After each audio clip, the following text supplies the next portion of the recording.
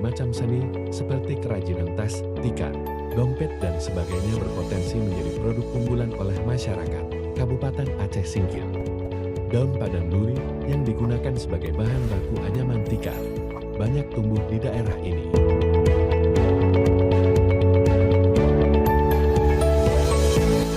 Merespon peluang usaha yang dinilai dapat meningkatkan perekonomian masyarakat sekitar, PT Navasindo melalui program CSR bersama BCS terus melatih anyaman daun pandan duri terhadap warga pengrajin di Desa Ujung Bawang, Kabupaten Aceh Singkil yang digelar sejak 18 hingga 20 Juli tahun 2024.